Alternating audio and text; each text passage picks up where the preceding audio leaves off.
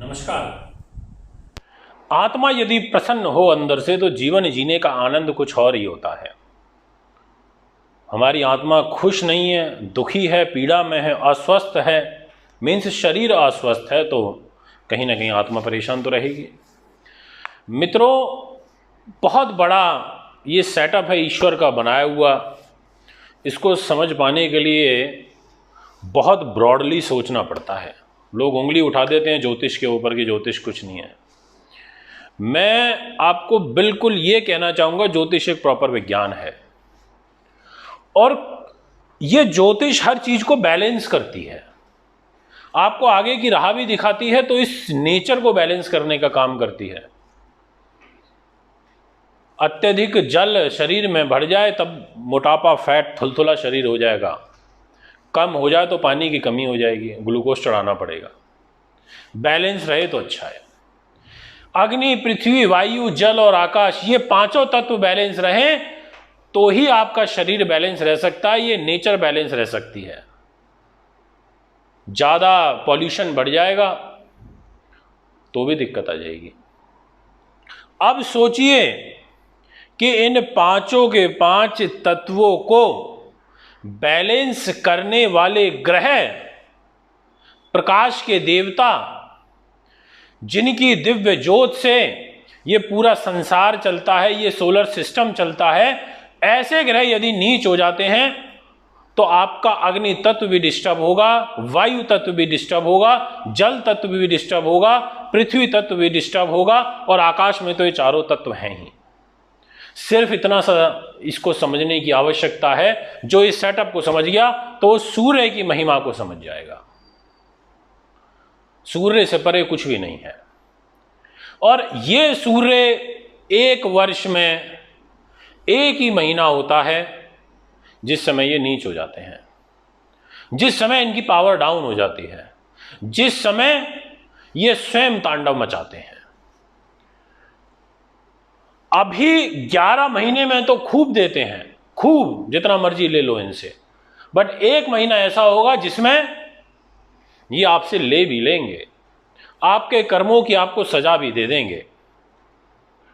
इसलिए राजा जितना बड़ा दानी होता है, परोपकारी होता है, उतना कहीं ना कहीं क्रूर भी होता है, और होना पड़ता है, क्योंकि नहीं तो शासन नहीं चला पाएगा। ऐसे ही सोलर सिस्टम के राजा सूर्यदेव, इनमें जब नीचता आती है तो इस नेचर में नीचता आती है, हमारी सोच में नीचता आती है, हमारे विचार में नीचता आती है और हम गलत काम कर बैठते हैं। पर मैंने स्टार्टिंग में ही बोला कि ये हर चीज़ बैलेंस होती है कहीं ना कहीं, क्योंकि सूर्य का यदि तांडव मच गया तो सारा सिस्टम खत्म हो जाएगा, सब कुछ। और देखिए, जिस समय सूर्य नीच होंगे 17 अक्टूबर को सुबह 7 बजे से, उसी समय के आसपास से नवरात्रे प्रारंभ हो जाएंगे।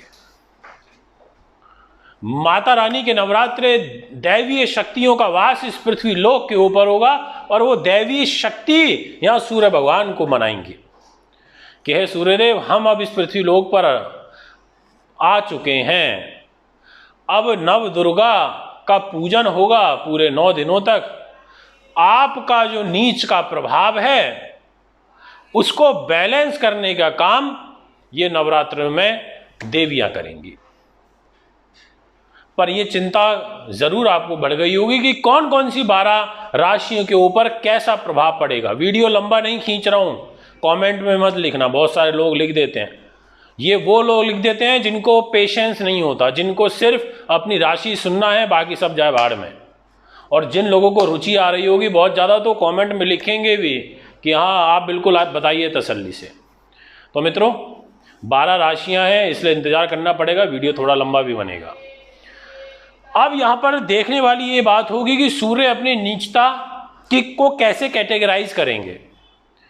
सूर्य की नीचता यहाँ पर कैटेगराइज होगी 2 पार्ट में। एक होगी फर्स्ट 10 डेज एंड देन बाकी के 20 डेज। रीजन होगा कि फर्स्ट 10 डेज में सूर्य नीच के होंगे परम। जब कोई ग्रह परम नीच होता है तो परम चोट पहुंचाता है, उसकी मारक क्षमता 3 गुना ज्यादा होती है। जैसे आजकल आपने देखा होगा ऐसी ऐसी हथियार डेवलप कर लिए हैं कि वो बहुत ज़बरदस्त मारते हैं, प्रहार करते हैं। तो ऐसे ही सूर्य का प्रहार पहले 10 दिन ज़्यादा रहेगा, उसके बाद इनका प्रहार कम हो जाएगा, क्योंकि 11वें दिन से मतलब 17 से 27, 28 तारीख से ये स्वयं ही अपनी नीचता खो बैठेंगे और फिर आपके लिए कहीं ना कहीं रिजल्ट करने लगेंगे नॉर्मल। तो मित्रों, अब मैं सबसे पहले बात करता हूं मेष लगन की। इस लगन का स्वामी मंगल होता है और इस लगन में सूर्य के पास जिम्मेदारी आती है एजुकेशन, गर्भ, संतान, पुत्र सुख, पेट, ये सब डिस्टर्ब रहेगा। फर्स्ट 10 डेज में ये पीड़ाएं रहेंगी। पत्नी के घर में सूर्य नीच के हो रहे हैं, फर्स्ट 10 डेज पत्नी के साथ तनाव होगा, कलह बढ़ेगी, हो सकता है दोनों के बीच में आपसी मतभेद इतने बढ़ जाएं कि स्थिति अलग होने तक की आ जाए। पहले से आगाह कर रहा हूं इसीलिए ताकि आप उस अकॉर्डिंगली अपने माइंड को मेकअप कर सकें। या सूर्य देव की आराधना करिए। कैसे आराधना करनी है मैंने एक वीडियो कार्ड में भी लगा रखी है और एंडिंग में भी लगा रखी है, और आप मेरे वीडियो सेक्शन में देख भी सकते हैं। बात करना चाहूंगा वृष लगन की। इस लगन के जो दर्शक रहेंगे उनके लिए जो ग्रह गोचर रहेगा, लग्नेश शुक्र हैं और शुक्र के ही राशि के अंदर सूर्य नीच हो रहे हैं, और नीच भी हो रहे हैं तो छठे भाव में। तुला राशि गुप्तांगों को प्रभावित करती है। गुप्तांगों पर सूर्य का नीच का होना हर्निया की शिकायत देगा, गुप्तांगों से संबंधित प्रॉब्लम देगा, कोई यौन संक्रमण आपको हो सकता है, खूबसूरती पे आपके दाग लग सकता है। सूर्य सुख साधनों को लेकर के छठे भाव में गए हैं। इट मीन्स दैट कि सुख साधनों में कमी आएगी। इट मीन्स दैट कि जितना मर्जी मेहनत कर लो, फर्स्ट 10 to 15 डेज में उतनी राहत नहीं मिलेगी, काम नहीं इतने बन पाएंगे। अब यहां सूर्य के दान पुण्य करिए, सूर्य की कृपा बिल्कुल मिलेगी। माता रानी के नवरात्रे हैं, उनका पूजन करिए तो चीजें बैलेंस होंगी, काम बनेंगे पर व्यवधान ज्यादा आएंगे। मां के साथ विशेष रूप से कलह बढ़ जाएगा। और बात करना चाहूंगा सीधा कर्क लगन की। मिथुन की भी बात करूंगा, इसलिए परेशान मत होना। कर्क लगन के दर्शकों, आपके लिए लग्नेश चंद्रमा के सूर्य मित्र हैं, यहां इनकी नीचता का फल कम रहेगा। अब मन में प्रश्न आ रहा होगा क्यों? मेरी आदत है डीपली समझाने की। अब इस क्यों का जवाब यह है क्योंकि लग्नेश चंद्रमा के मित्र सूर्य हैं, इसलिए यहां नीचता का फल भी कम देंगे। धनेश होकर के चतुर्थ भाव में रहेंगे, सुख साधनों में रहेंगे, धन की हानि करेंगे, काम नहीं बनने देंगे, पर आपको बेरोजगार भी नहीं होने देंगे। पैसे की आर्थिक तंगी से जूझना जरूर पड़ेगा। कोई भी नई इन्वेस्टमेंट करने से भी बचें। यहां पर पैसे का लेन देन सोच समझ के करें, और सबसे मुख्य बात, वाणी पर संयम रखें, बहुत जरूरी है। अब ऐसा क्यों, इसका भी रीजन समझ लीजिए। इसका कारण यह है कि आपके स्वयं वाणी लेकर के वो नीच हुए हैं। इसलिए मित्रों, मां के सुख में कमी आएगी, भाई के सुख में कमी आएगी, प्राइमरी एजुकेशन डिस्टर्ब होगी। इस बात का विशेष आपको ध्यान यहां पर रखना चाहिए। अब मैं आ जाता हूं मिथुन लगन पर। मित्रों, आपके लिए जो ग्रह गोचर बन रहा है मिथुन लगन के अकॉर्डिंग, उसमें काफी बड़ा उलटफेर होगा। पहली चीज कि सूर्य तृतीयेश हो जाएंगे, लग्नेश बुध के साथ में सम की इनकी मित्रता है। तीसरे भाव की जिम्मेदारी है, और तीसरे भाव में साहस पराक्रम को लेकर के नीच होंगे पंचम भाव में। बुद्धि पर जब सूर्य नीच होते हैं तो बुद्धि जो है गलत दिशा में काम करने लगती है।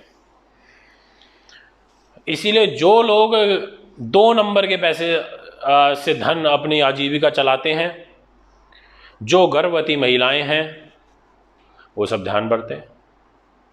शेयर मार्केट में लॉस हो सकता है, थोड़ा ध्यान रखें फर्स्ट 10 डेज विशेष रूप से।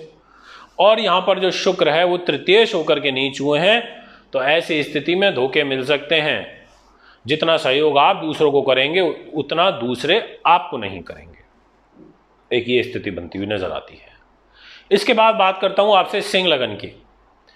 इस लगन के जो जातक हैं उनके स्वामी स्वयं ही सूर्य हैं।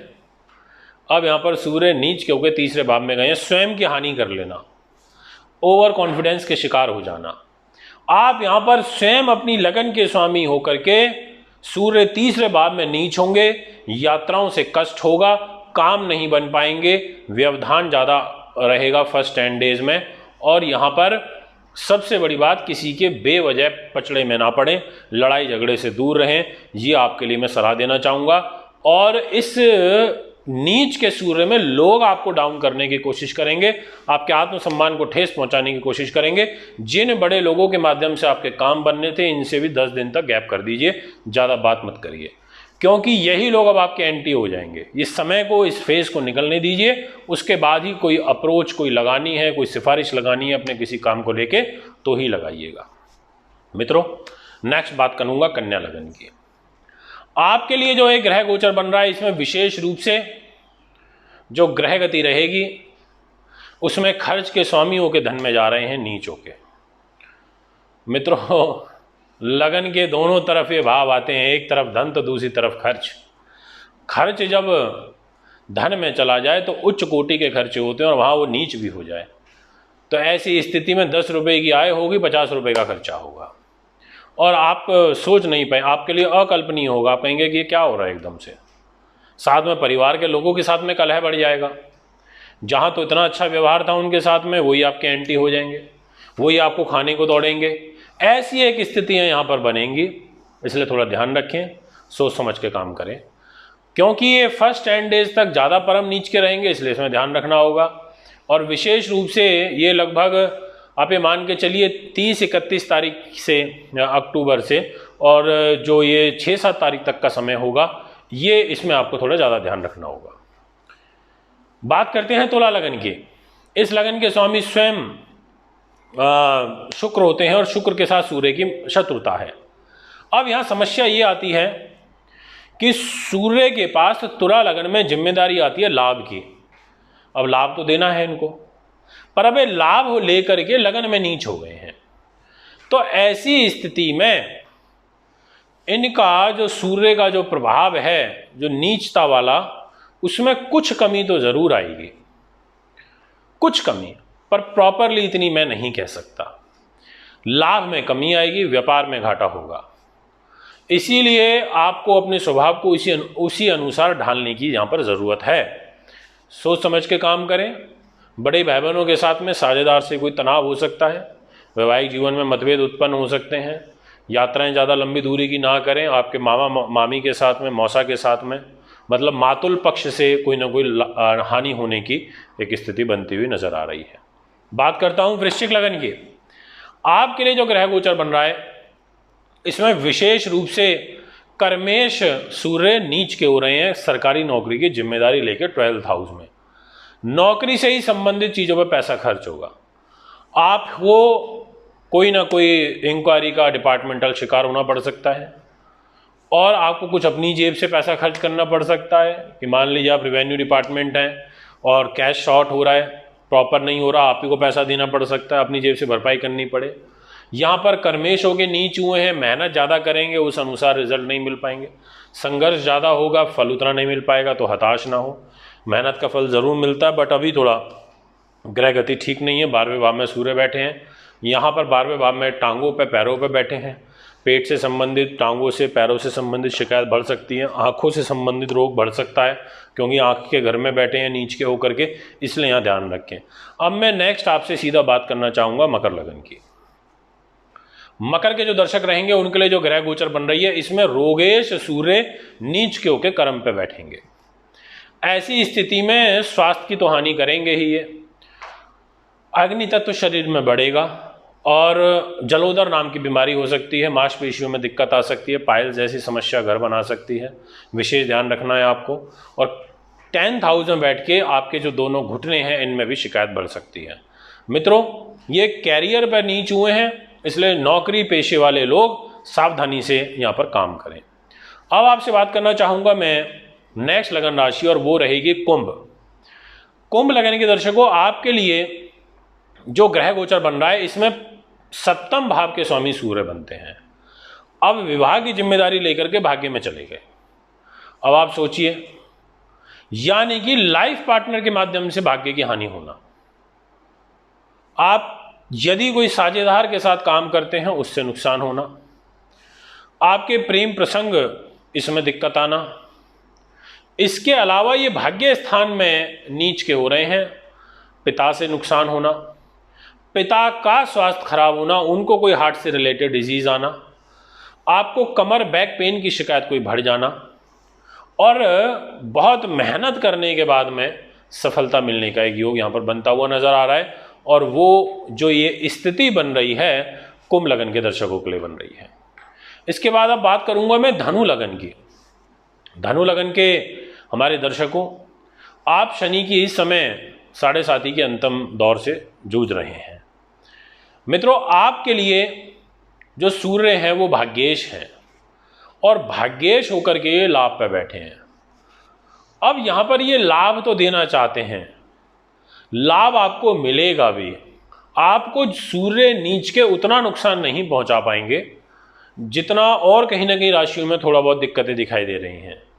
कारण ये होगा कि यहाँ पर जो गुरु हैं वो स्वयं लगन में बैठे हैं मजबूत स्थिति में, इसीलिए ये सूर्य की नीचता का जो नकारात्मक प्रभाव है उसको कम भी करेंगे, शांत भी करेंगे। पर फिर भी थोड़ा ध्यानपूर्वक काम करें। लाभ के घर में बैठे हैं, अकस्मात कोई लाभ की हानि हो सकती है, कोई धोखा दे सकता है, इसीलिए जो बहुत बड़ी मोटी डील हो उनको सोच समझ के करें, पूरा केयरफुली करें, कागज पढ़ के करें।